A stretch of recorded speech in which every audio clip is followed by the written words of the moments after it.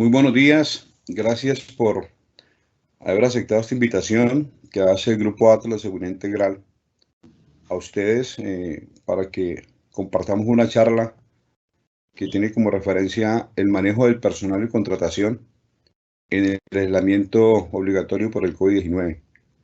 Esta charla está dirigida por el doctor Luis Carlos Barón, nuestro director nacional de investigaciones y riesgos en la compañía. Les habla Vladimir Alvarado Lozano, director nacional de riesgos y continuidad de negocio del Grupo Atlas. Vamos a manejar algunos temas importantes de cómo ustedes van a sacar adelante el modelo de contratación que tienen actualmente para enfrentar la crisis en algunas organizaciones donde el nivel de servicios ha tenido que disminuir por razones de impacto del mismo COVID, o en aquellas organizaciones donde por el contrario la situación se les ha convertido en una oportunidad importante y de pronto necesiten contratar personal adicional. Los dejo en compañía del doctor Luis Carlos Barón, nuestro director nacional de investigaciones y riesgos, quien estará a cargo de compartir esta charla con ustedes. Muchas gracias y bienvenidos al webinar.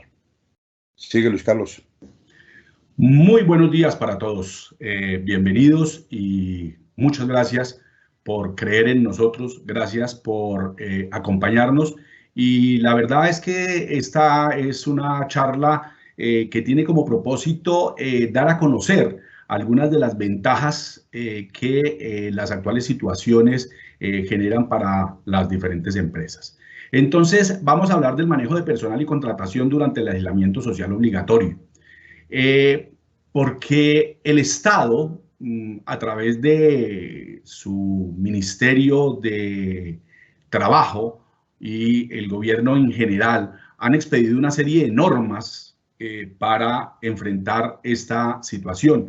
Y esas normas tienen como propósito, pues, conservar el trabajo, hacer que la economía crezca, no, se mantenga, porque la verdad es que en los actuales momentos pensar que una economía como está en este momento, el mundo crezca, pues es muy difícil. Nos vamos a dar por bien servidos si no caemos, si no decrecemos con base en lo que traía el mundo y la economía en este momento.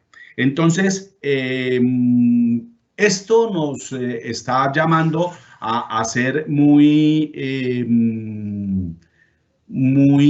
creativos con relación a lo que tenemos que hacer y cómo tenemos que mantener nuestros trabajos, cómo tenemos que mantener nuestra productividad y cómo hacer que nuestras empresas mantengan ese flujo de contratación necesario sin olvidar los temas de seguridad. Entonces, vamos a hablar primero o voy a comentarles algo relacionado con el impacto sectorial que el coronavirus ha generado en Colombia. Esta es la fuente que estoy utilizando, es un estudio que hizo esta entidad sectorial y la encuentran en www.sectorial.co. Es un estudio muy concienzudo que ellos hicieron con relación al impacto que ha generado el coronavirus en Colombia y en los diferentes sectores.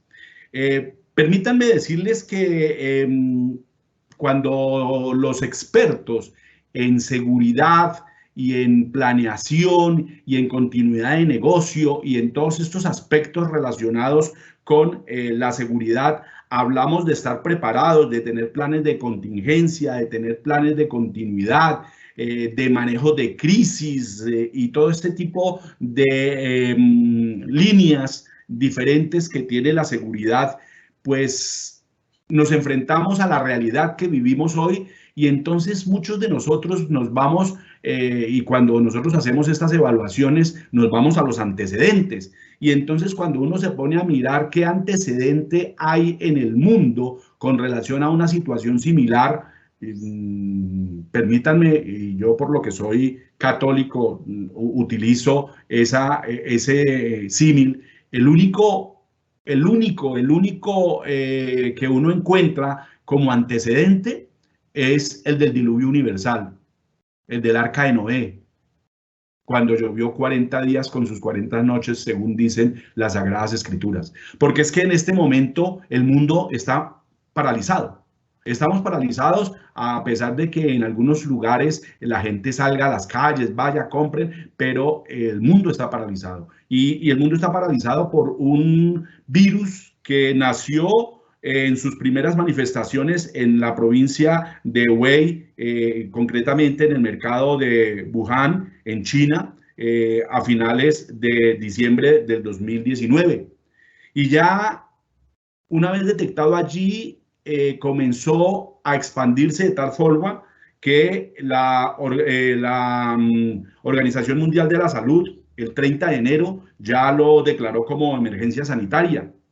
Y mes y medio después, es decir, el 11 de marzo del 2020, ya dijo, no, un momentico, esto es una pandemia, porque ya habían más de 100 países que estaban contaminados. ¿Y qué es lo que hace grave esta situación? Es la facilidad de transmisión, la facilidad con que la gente se contagia de este virus.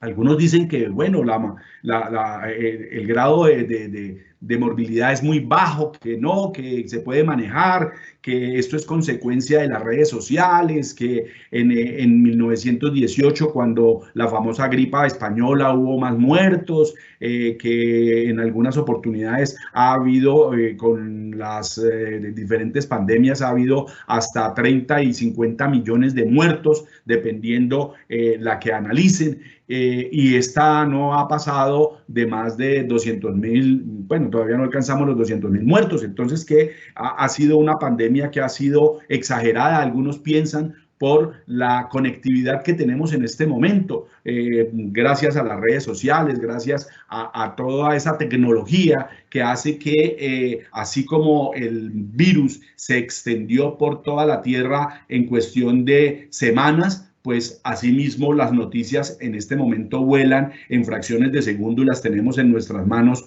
unas reales, otras ficticias, unas generadas por las diferentes formas de terrorismo que ya existen en el mundo, y una de ellas es el terrorismo tecnológico a través de las redes sociales. Pero finalmente toda esta situación, toda esta coyuntura nos ha impactado, directa o indirectamente. Y entonces la gente dice, bueno, ¿y cómo vamos a manejar la crisis? Y resulta que yo en una conversación anterior que tuvimos y lo usamos como un parangón también, nosotros estamos en este momento que no sabemos realmente cuál va a ser la crisis, porque en este momento estamos en ese procedimiento.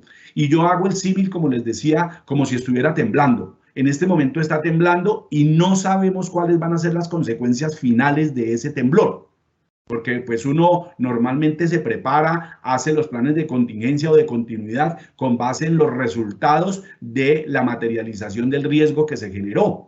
Entonces, muchas de las empresas que tenían continuidad del negocio incluso tenían oficinas abiertas en Ecuador, o tenían oficinas abiertas en Perú, o en los Estados Unidos, o en Miami, o en Europa, en Italia, Francia, España. Y resulta que esas empresas en este momento no pueden operar en esos países en la forma como quisieran operar, porque todos a nivel global estamos de una u otra manera en una parálisis. Y entonces empieza uno a ver, bueno, ¿y esto cuándo se dio en la humanidad? Y si buscamos, no aparece. El único, vuelvo y repito, es el del diluvio universal en el Arca de Noé. Pero bueno, esto nos lleva a que esta situación ha impactado todos los sectores económicos del mundo.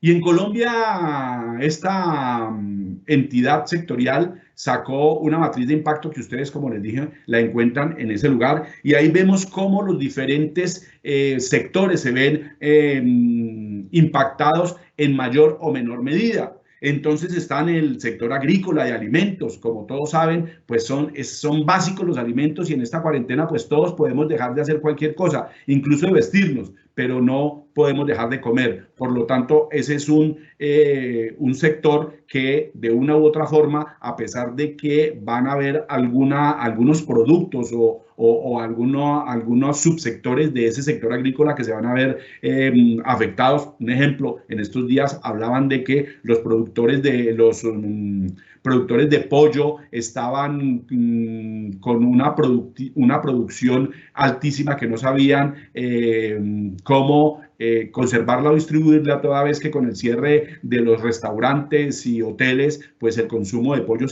en Colombia por lo menos se había disminuido, y entonces había una sobreoferta que no estaba asumida por la población, por lo tanto el consumo había bajado. Entonces ese es un subsector del sector agrícola de alimentos que se ve impactado. Por el contrario, los huevos subieron, entonces ese es un sector que se ve impactado positivamente. Entonces, entre unos y otros, este estudio dice que ese sector de alimentos pues se va a mantener y por el contrario va a tener un repunte positivo. El sector asegurador, pues lógicamente por todas las consecuencias que tienen las fallas que se han presentado y las pérdidas que tienen los diferentes sectores, incluso las calificadoras internacionales han comenzado a dar puntos negativos, especialmente para el sector asegurador en Colombia, en algunos sectores, lo cual determina que ese sector asegurador en un momento determinado va a tener un impacto negativo y va a disminuir. Lo mismo el sector automotriz. Lógicamente el sector automotriz en China, solamente durante el primer trimestre, en la baja en la China de venta de carros estuvo por el orden del 92%, el impacto negativo. Imagínense ustedes cómo nos va a impactar aquí en Colombia en ese sector automotriz. Toda vez que se convierte en un sector que no es prioritario y por lo tanto la gente ahora no va a pensar en cambiar de carro o en comprar carros. El sector bancario también, lógicamente, a pesar de que es un sector importante dentro de la economía, pues se va a ver seriamente impactado, toda vez que muchas de las obligaciones que tenemos los colombianos con el sector se van a ver de una u otra forma impactadas, toda vez que no podemos pagarlas adecuadamente y a tiempo. Entonces, ellos se van a ver también impactados en forma negativa. El café, pues, tiene una tendencia estable, toda vez que las familias estamos consumiendo más café a nivel mundial, a pesar de que los restaurantes, las cafeterías están cerradas y que es un consumo interesante, esas ventas de menos que se hacen en ese sector se están compensando con el consumo de más café en los hogares a nivel del mundo. El comercio, lógicamente, es un sector que se ha impactado tremendamente, toda vez que los centros comerciales están cerrados. La gente lo único que está consumiendo en este momento es todo lo que tiene que ver con la supervivencia, los alimentos, los supermercados, las grandes superficies, pero digamos que el comercio en general se va a ver impactado negativamente. El comercio electrónico, lógicamente, este es uno de los grandes ganadores de esta situación, si se puede nombrar, se me permite la expresión de ganadores y perdedores, toda vez que el mundo empezó a que la conectividad que muchas empresas estábamos aplazando por algunas circunstancias, porque no teníamos los recursos o porque creíamos que no era importante, ahora entendemos que este comercio electrónico es necesario, que todo lo que tiene que ver con los recursos de la web y en fin son muy importantes para mantenernos conectados. Por lo tanto, es un sector que se va a impactar positivamente y va a salir de una u otra forma robustecido. El sector de confecciones y calzado, pues ya lo manejé. La construcción civil se va a visto impactada en algunos sectores, toda vez que el gobierno va a tener que destinar recursos que no son prioritarios para determinadas obras, destinarlos para la atención de salud de la población colombiana. Algunos proyectos de esta índole se van a ver afectados y se van a ver, si se quieren, retrasados. La construcción inmobiliaria, lógicamente, también se va a ver bastante impactada, toda vez que por no ser un sector prioritario de los que están amparados en el decreto 457 del 2020, pues lógicamente ese sector no va a tener el auge ni va a tener el movimiento que se esperaba. Además, el año pasado también el sector constructor, especialmente lo que tenía que ver con la vivienda urbana y la vivienda de estratos bajos, pues estaba de una u otra forma, digamos que algo desacelerada. El sector de los cosméticos, pues es un sector que se va a ver también lógicamente impactado. La educación superior, por lógica, impactada por todo lo que ha generado la suspensión de las clases presenciales. Aquellas entidades educativas que no estaban preparadas con sus herramientas y con su tecnología para dar clases virtuales se están viendo con muchos problemas para poder continuar sus pensum, y en algunas universidades incluso se ha pensado, en incluso suspender el semestre. En el sector farmacéutico, pues es un sector que está favorecido, toda vez que estamos hablando de la necesidad de buscar un remedio para esta pandemia, y lógicamente hay algunos paliativos, surgen diferentes conceptos, pero de todas formas todo lo que tiene que ver con los antibacteriales, todo lo que tiene que ver con los gel, todo lo que tiene que ver con alcohol y digamos lo que productos farmacéuticos de primera necesidad y de aseo personal, pues se van a ver impactados positivamente. En ese orden de ideas también entonces está el sector de las flores, que se va a ver impactado negativamente. Recuerden ustedes que el sector de las flores el sector floricultor es un sector que vive de las exportaciones, y por lo tanto con toda esta situación es un sector que se ha visto tremendamente golpeado. El sector ganadero lógicamente va a tener un auge por el mayor consumo en un momento determinado de carne al interior de las familias. La industria panificadora, los lácteos, son sectores que van a crecer. El sector de petróleo lógicamente se va a impactar negativamente. El publicitario ni se diga. El sector salud va a estar dentro de los sectores favorecidos, toda vez que es el único sector de los, digamos, de los prioritarios que requiere de personal en este momento, dada la cantidad de nuevas unidades que el gobierno le ha tocado salir a montar para la atención de la crisis en esta situación de salud. Como ustedes saben, en muchas ciudades del país se han instalado y se han reabierto hospitales del sector privado del sector público, que estaban cerrados, y los han reactivado, se les ha inyectado dinero para comenzar a fortalecer la disponibilidad de camas para la atención de esta pandemia. Y el transporte terrestre de carga, a pesar de que para los sectores productivos y para el sector de mantener la canasta familiar y los productos de primera necesidad en funcionamiento, es un sector que se va a ver afectado, toda vez que el resto de industrias está paralizada y no está transitando por las carreteras colombianas. Y un sector que lógicamente está impactado negativamente y con mucho antes de que se declarara esta pandemia, pues es el sector del turismo.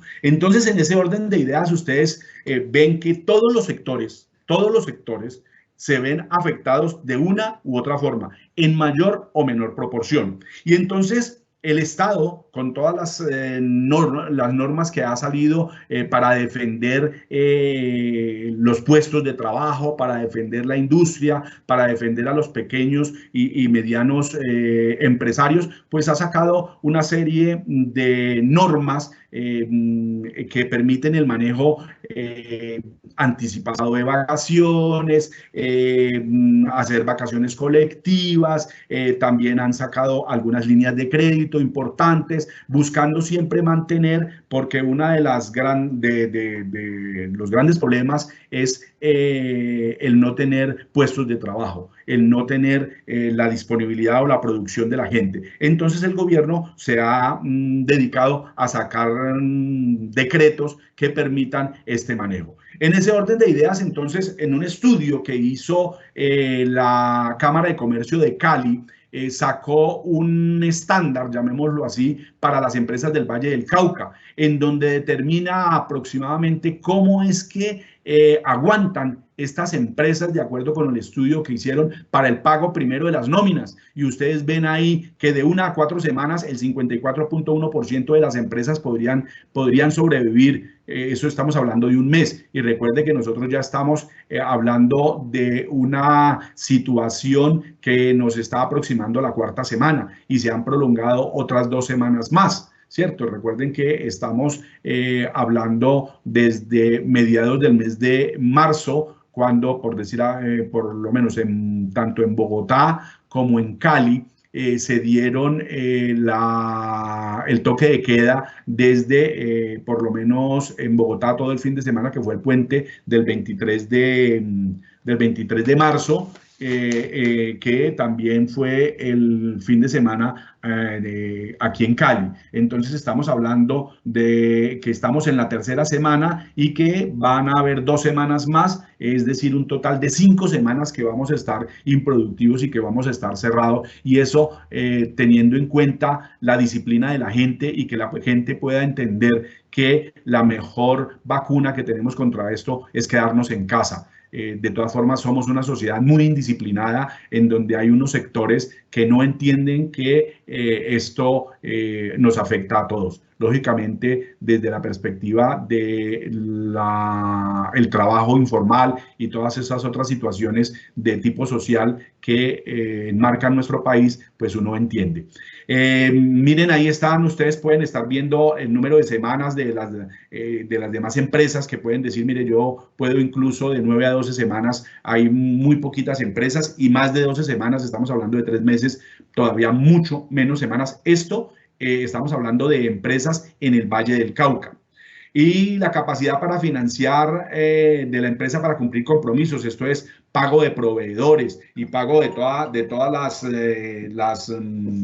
las personas que están metidas en la cadena productiva, pues miren, menos de un mes el 46.4 y entre 1 y 3 meses el 49.5. Entonces, en esa situación, pues tenemos diferentes oportunidades allí de impacto.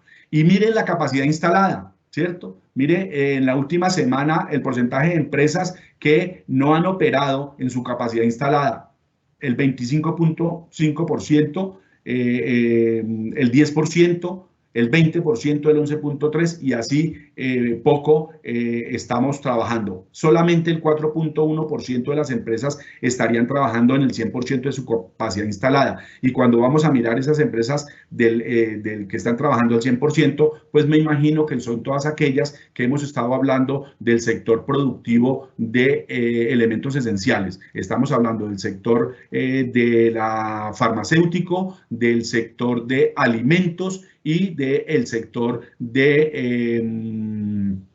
que provee todos los insumos médicos, batas y todo este tipo de confecciones de carácter médico, que son las que son esenciales en este momento. Y lógicamente algunas de ellas serán del sector de la tecnología, que pueden estar unidas. Entonces, como ustedes ven, el panorama no es un panorama halagüeño, es un panorama bastante complejo, lo cual no tiene que llamarnos a nosotros, no tenemos que ser tan negativos. ¿Por qué? Porque surge esto.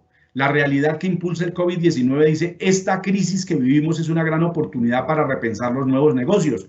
Esta frase la tomé de una entrevista que le hicieron a el presidente de la Junta Directiva del Grupo Bolívar, señor José Alejandro Cortés, que salió en La República el día lunes. El día lunes salió en el diario La República, y en donde él hablaba de que estas crisis, las crisis tienen 2 oportunidades: o sacan lo peor del ser humano o sacan lo mejor de él. Y normalmente ha salido lo mejor del ser humano para mantenernos activos y para mantenernos en los negocios. Entonces aquí es donde viene la necesidad que todos tenemos de hacer las cosas en forma diferente.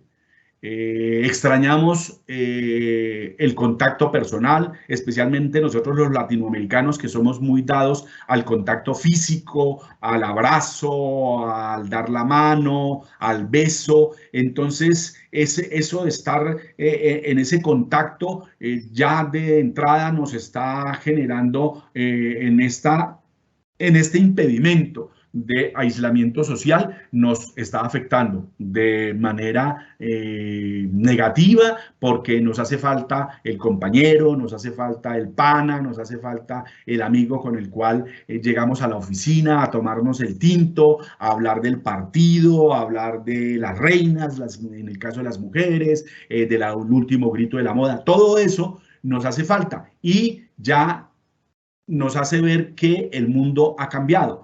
Y a pesar de que muchos todavía conservamos algunas cosas del pasado, lo único cierto en esto es que después de que salgamos de esta cuarentena, el mundo no va a ser igual. El mundo no va a ser el mismo que conocimos antes de que apareciera esta pandemia. ¿Es la misma naturaleza la que determina eso? No lo podemos saber, pero pues hay algunos estudios que dicen que cada 100 años o menos en el mundo aparecen pandemias y aparecen enfermedades que hacen que se haga un redireccionamiento del mundo. Hoy leía un escrito que me pareció interesante y que dice que decía que ha muerto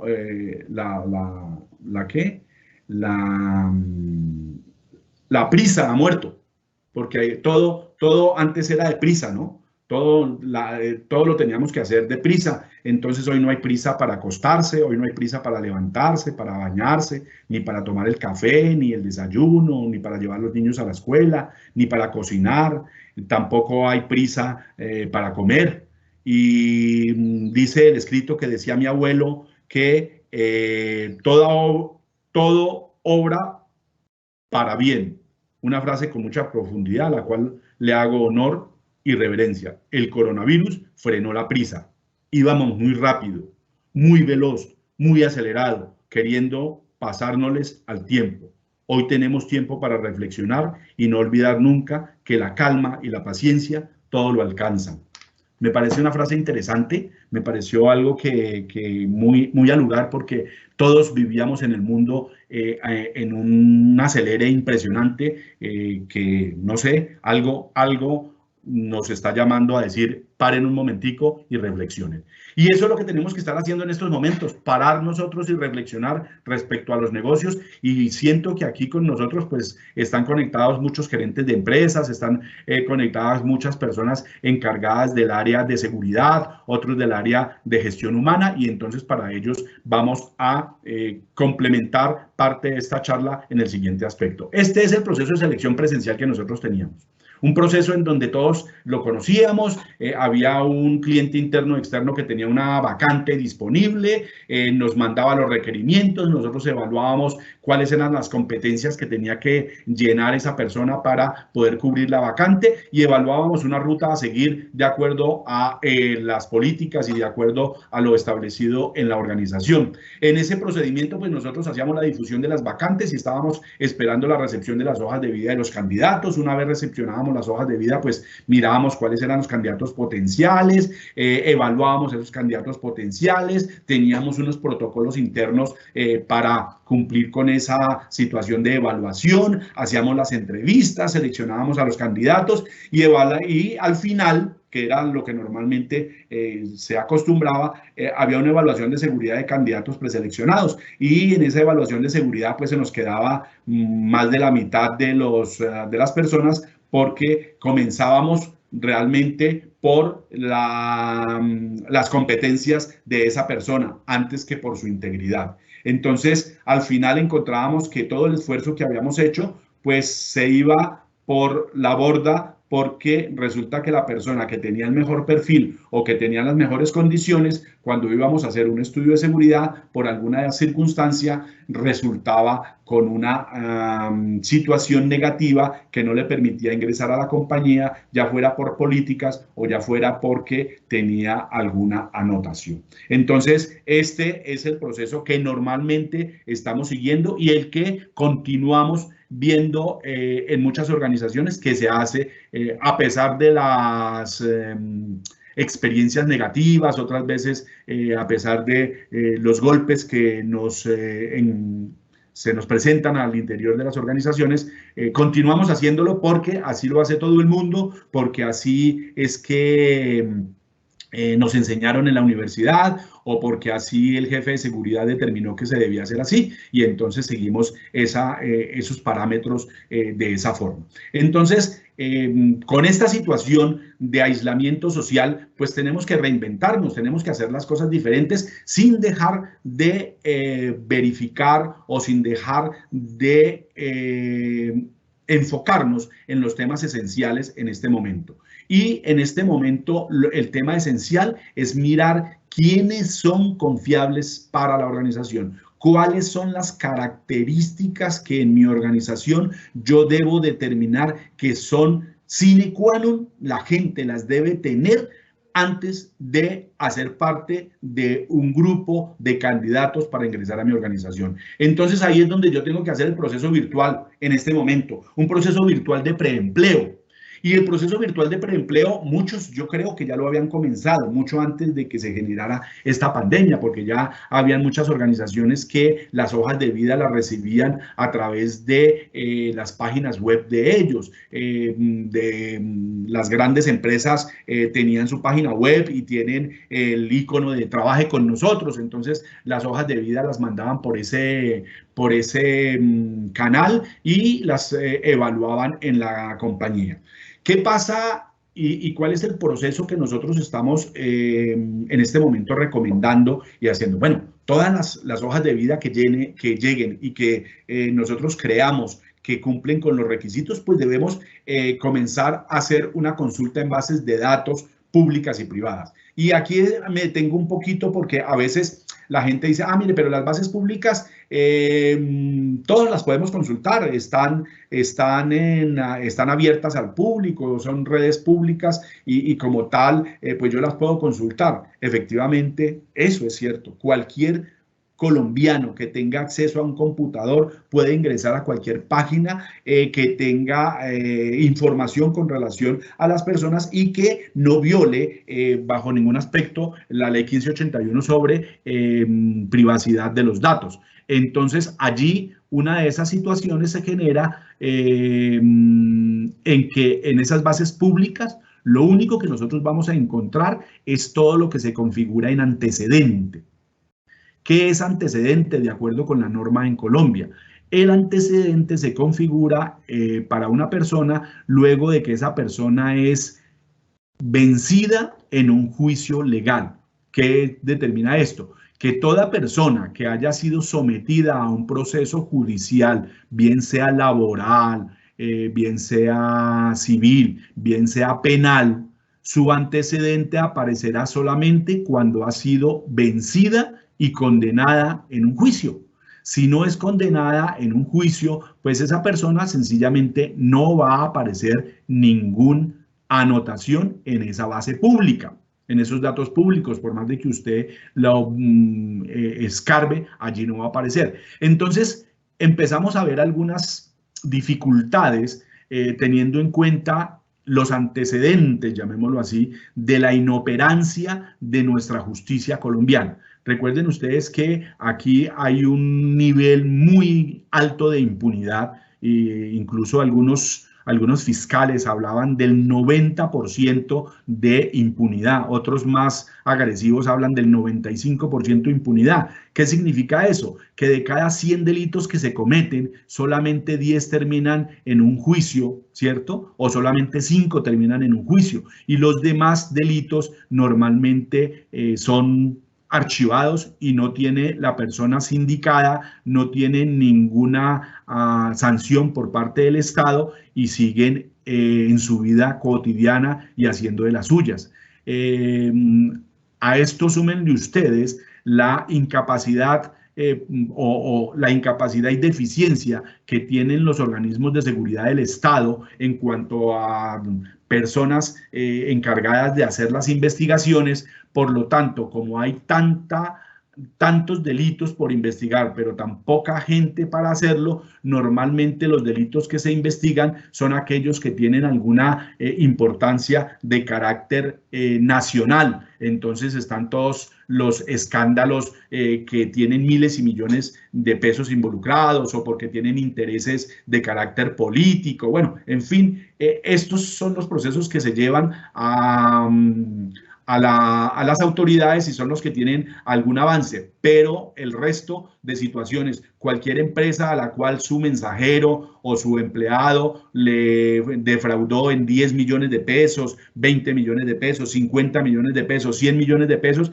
esa persona sencillamente, el representante legal de esa empresa va a instaurar la denuncia y allí muere el sueño de los justos y pasarán 1, 2, 5 años y eso nunca se mueve porque no hay quien investigue y normalmente termina en un anaquel esa denuncia sin ninguna sanción. Entonces, allí es donde es importante el consultar las bases privadas, que las bases privadas no tienen antecedentes, no generan antecedentes, pero sí dan información sobre anotaciones que pueden tener algunas personas. Y esas anotaciones, pues lógicamente no se les debe dar la condición de antecedente, pero sí se deben evaluar a la luz de las condiciones del cargo y de la persona y de si se conocen las circunstancias de tiempo, modo y lugar en que sucedieron, pues tenerlas allí escritas, pendientes. Entonces es muy importante que todo este proceso avance por lo primero que se debe hacer es consultar las bases de datos públicas y privadas de esta persona. Con esto se puede hacer vía internet, no hay ningún inconveniente, no se necesita la presencia de la persona. Lógicamente, para estos procesos virtuales de preempleo, hay una recomendación muy importante que se debe hacer y que normalmente las empresas se les olvida, y es que cuando recepcionan la hoja de vida no le hacen firmar a la persona un consentimiento para poder verificar los datos que esa persona ha registrado en su hoja de vida. Entonces este es un elemento súper importante que las empresas lo construyan, un consentimiento informado que esté anexo a la recepción de la hoja de vida, con el propósito de que hacia el futuro esas consultas sean abiertas, esas consultas que se hagan de esas personas sean abiertas y no tengan ese riesgo de que el candidato mañana no es seleccionado por alguna circunstancia, inmediatamente inicie una demanda contra la empresa por haberlo consultado sin haber tenido la autorización, el consentimiento de él para haber. Y de esos casos vemos muchos en este momento, de que hay muchas personas que no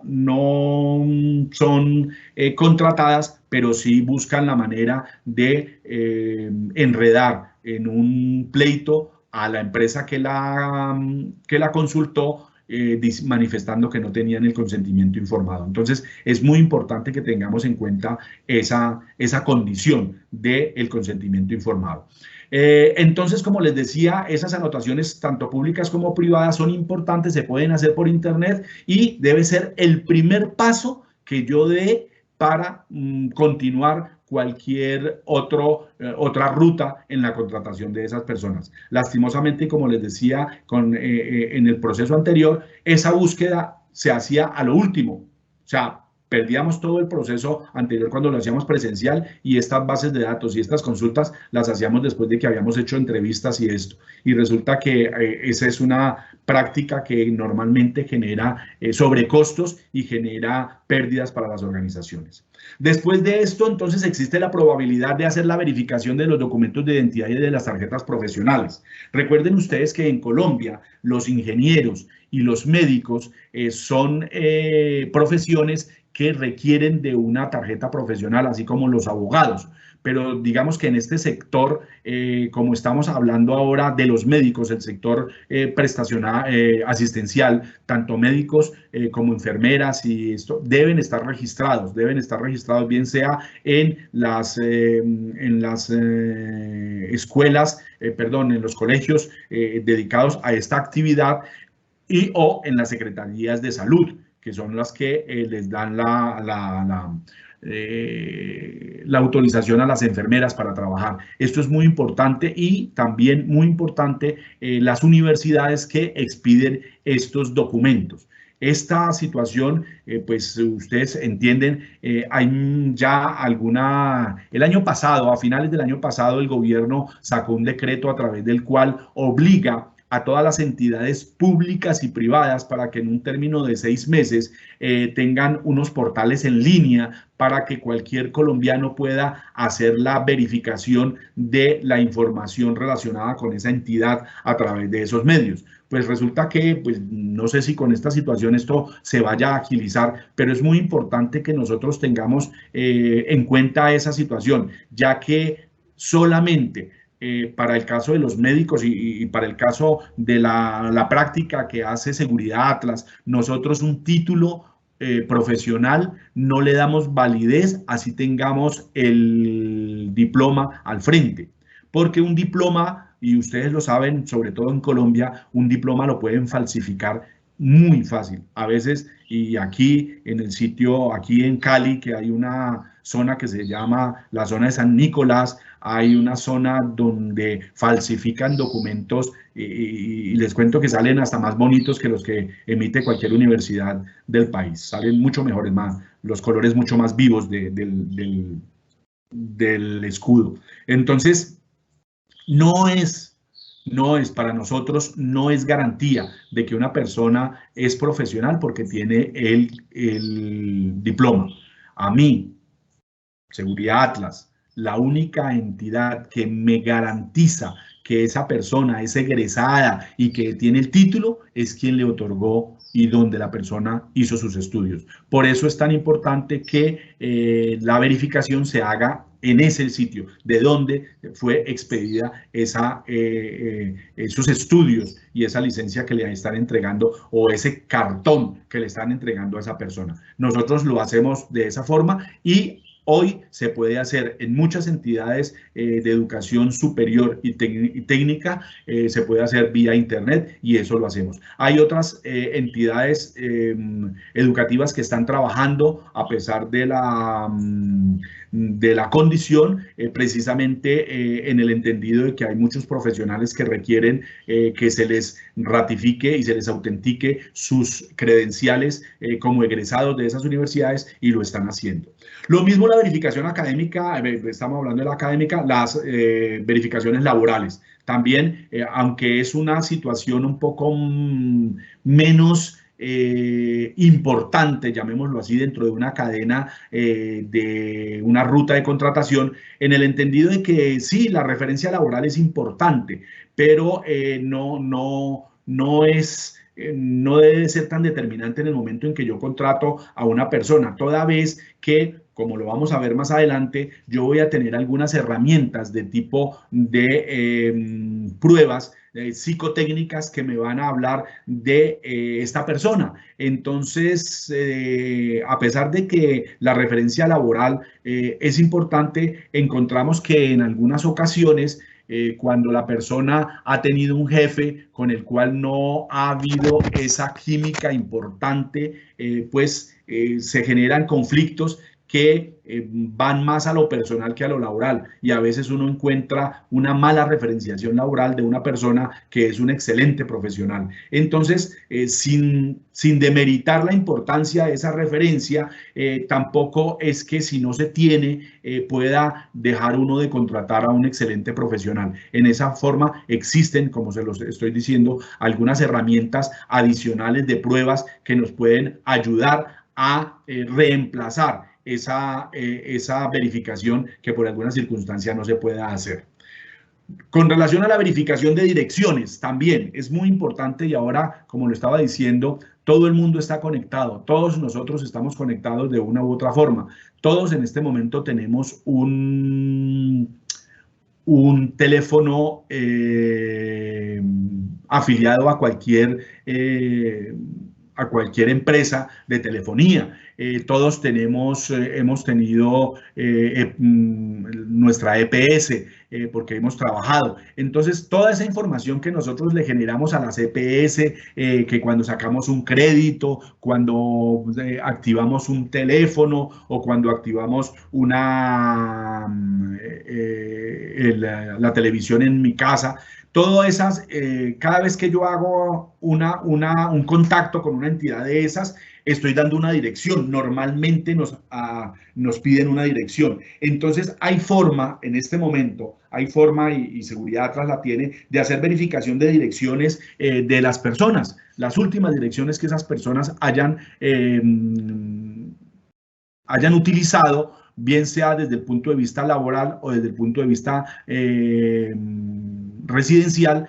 Podemos hacer las verificaciones. Entonces, la verificación de direcciones se puede hacer vía internet y hay herramientas en este momento para verificar si una persona vive en una dirección, o por lo menos confrontar si la dirección que me ha colocado en la hoja de vida por lo menos la tiene registrada en algún otro contacto que ella haya tenido, y podemos hacer la verificación de esa forma. Pero si por alguna circunstancia, y como vivimos en un país donde la gente es arrendataria y viven cambiando permanentemente de direcciones, pues existe la otra herramienta, que es la visita domiciliaria virtual. Y la estamos haciendo. ¿Cómo se hace una visita domiciliaria virtual? Es muy sencilla. Una visita domiciliaria virtual, pues como su nombre lo indica, se hace a través de una videoconferencia, de una videollamada. Y a través de esa videollamada nosotros verificamos la información que previamente, ojo con esto que estoy diciendo y es el procedimiento, nosotros previamente al candidato le hemos solicitado se nos envíe un video, que ahora todos los que tenemos teléfono podemos hacer un video de 15 segundos, grabando el frente de mi casa y grabando la sala donde yo estoy, y se lo mando al evaluador, le mando ese video de 15 segundos. Y cuando la persona me llama para hacer la verificación hacemos la videollamada, el visitador le solicita que se mueva por la sala comedor y la confronta con el video que le ha mandado previamente. Y lo mismo para que se pare frente a su casa. Entonces, párese frente a su casa, lo que usted me mandó, y verificamos que lo que estoy viendo en la foto, en la videollamada en ese momento, coincida con el video que me llamó, que me envió previamente. De esa forma hacemos una confrontación inicial allí. Pero posteriormente, ¿qué es lo que vamos a hacer? Una vez se levante esta prohibición de transitar por las calles, pues lo que hacemos es ir a los diferentes sitios para hacer verificación en sitio de las direcciones donde el señor hicimos esa visita, y de esa forma corroboramos que la persona viva allí y hacemos lo que conocemos como el plan vecino, que es preguntarle a los vecinos si conoce a esa persona y hacemos la verificación de la información. Pero eso lo podemos hacer también en forma virtual en este momento para tener una referencia momentánea y cumplir con el protocolo. Adicional a eso, tenemos una evaluación de integridad personal con proyección de comportamientos. Esta es una prueba que se hace vía internet, que se demora entre 15 y 20 minutos, y a los 5 minutos ya tengo el resultado de esa evaluación. ¿Cuál es la ventaja de esta prueba? Que me da una proyección del comportamiento de esa persona, pero además de eso, el informe me genera unas preguntas guía que le dan a la psicóloga unas herramientas adicionales para profundizar en la entrevista que le pueda hacer a esa persona. Un ejemplo, le dice, bueno, profundice sobre el concepto que tiene la persona de honradez. por poner un ejemplo. Entonces, la psicóloga debe profundizar en ese momento o pregúntele al candidato sobre su respuesta de la pregunta 8 relacionada con el conflicto con sus compañeros. Entonces, frente a ese tema, allí esta prueba me permite en un momento determinado enfocar la entrevista que yo le pueda hacer al candidato desde la perspectiva del plano de la psicología, ¿cierto? Entonces, esas herramientas me permiten en un momento dado hacer una valoración de esa persona y en un momento dado, vuelvo y repito, si no he conseguido la referencia laboral, lo puedo reemplazar con esta prueba que le estoy haciendo a la persona y que lo hace virtualmente desde su casa. Y ustedes dirán, bueno, pero ¿y cómo hace entonces esta prueba para saber que lo contestó la persona que es el candidato? Pues muy sencillo, esta prueba tiene la ventaja o una de las condiciones es que la persona que la vaya a realizar debe tener un computador con una cámara incorporada. Si no la tiene, pues le debe instalar una que le permita tener una cámara. ¿Para qué? Para que cuando la persona inicia la evaluación, el sistema le va a preguntar que si le permite tomar unas fotografías y que al final, cuando termina la prueba, le dice, estas fueron las fotos que le fueron tomadas, seleccione la que usted desea que vaya en el informe. Y entonces de esa forma, la persona selecciona la foto de mejor perfil o la que le parezca que quedó en mejor condición para agregarla al informe. De esa forma, tenemos nosotros la certeza de que la persona que respondió la encuesta, que respondió la prueba, es la misma persona que estamos ubicando o candidatizando para el cargo. De esa manera hacemos ese control para que sea quien responde la encuesta, sea quien dice ser. También tenemos en este momento, dentro de este proceso de preempleo, una evaluación de habilidades y competencias específicas para el cargo, la cual sustituye el assessment. Es una prueba avatar que recrea diferentes situaciones y entonces si yo necesito un vendedor, si yo necesito una persona de atención al cliente, si yo necesito una persona de un call center, entonces el sistema me recrea esas situaciones y yo puedo hacer la evaluación y esta es una evaluación que dura entre 15, 20 minutos, media hora y de esa forma me genera un reporte sobre las diferentes habilidades que tiene esa persona para poder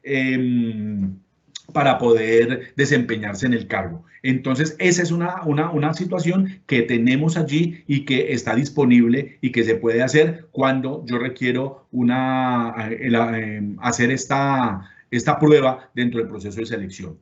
También tenemos una prueba que se puede hacer en este momento y que es muy importante y es la evaluación a tendencias a sufrir accidentes laborales.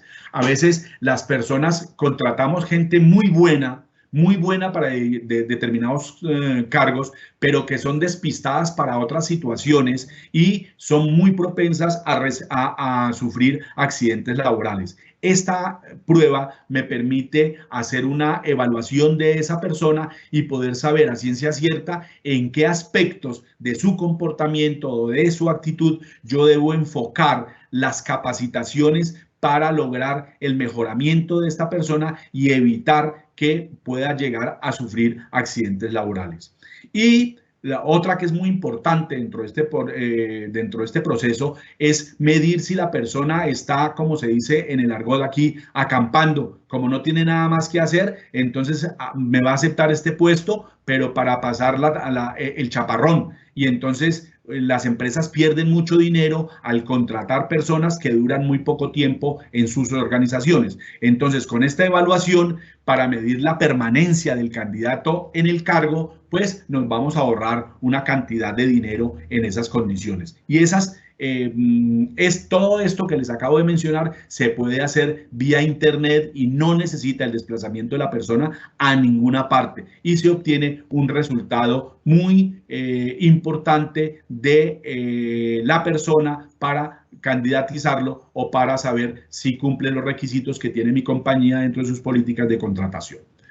Para el proceso de poscontratación tenemos también evaluaciones que me permiten medir la confianza y el compromiso laboral. Es lo que en la parte de poligrafía se conoce como una prueba de rutina. Entonces, en esta evaluación de confianza y compromiso laboral también encontramos aquí una herramienta tecnológica que me permite medir eso en las personas y lo puedo hacer bien sea para hacer un ascenso dentro de la organización o para medir cuál es el comportamiento o cuál es el clima que en un momento determinado hay de un equipo de trabajo en un área o cómo es el compromiso de ese individuo dentro del grupo de trabajo.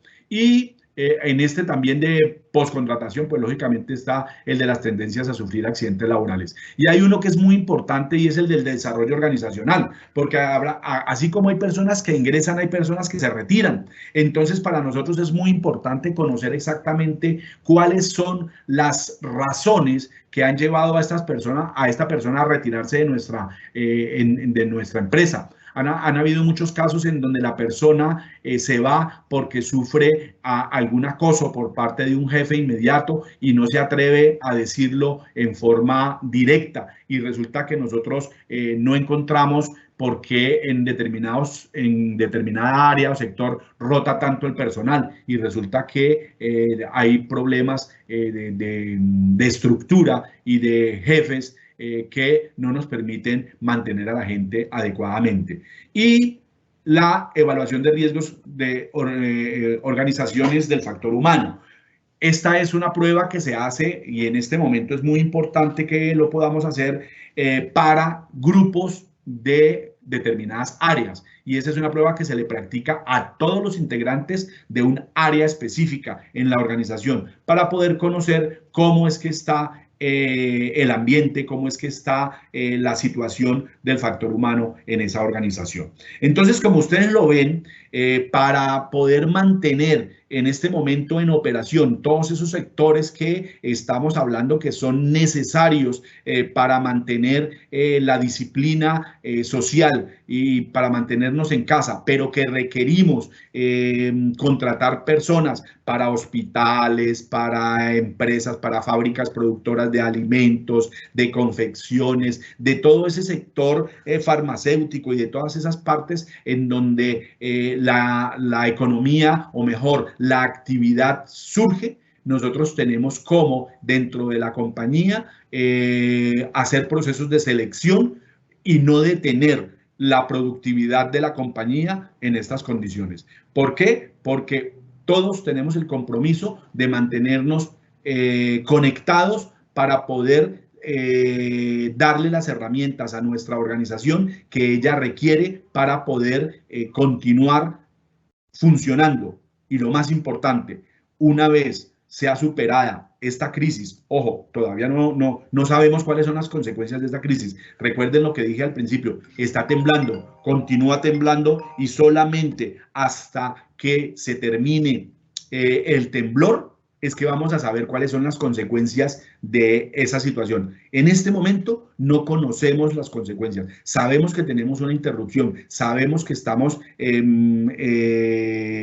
digámoslo, que en movimiento telúrico, pero no sabemos cuáles son las consecuencias. Creo que las consecuencias las vamos a empezar a ver después del 13 de abril y con la prolongación del aislamiento social obligatorio después del 27 de abril es que vamos a ver las verdaderas consecuencias que esta situación ha generado. Y recuerden, el coronavirus no se va el 27 de abril. El coronavirus es una epidemia, es una pandemia, es un virus que va a subsistir con nosotros y lo que tenemos nosotros que hacer es aprender a vivir con él. ¿Eso qué significa? Que vamos a tener que cambiar muchos de los comportamientos que nosotros teníamos, y hasta tanto se descubra una vacuna que sea eficaz para este proceso, que puede ser dentro de 12 meses o 18 meses, tenemos que prepararnos para el inmediato futuro y tenemos que prepararnos para cómo vamos a afrontar la economía y la actividad de nuestro país, de nuestra sociedad, una vez nos permitan volver a la actividad rutinaria. Y como ustedes se han dado cuenta, incluso el presidente está hablando de hacer un desescalamiento inteligente de las prohibiciones. ¿A qué hacía referencia? A que van a empezar en aquellos departamentos o en aquellos municipios en donde no hay ningún contagio del coronavirus, van a permitir que la gente salga, que la gente interactúe, que la gente comience a generar procesos productivos, con todas las medidas de control, con todas las medidas de seguridad para evitar contagios. Es lo que va a hacer que nuestra sociedad cambie. Estos son mis datos. Bueno, de esta manera, el doctor Luis Carlos Barón ha terminado su charla, su exposición. Esperamos que haya sido claro para ustedes, y si tienen alguna duda, alguna pregunta, alguna claridad en un concepto, estamos dispuestos a ustedes. Muchas gracias.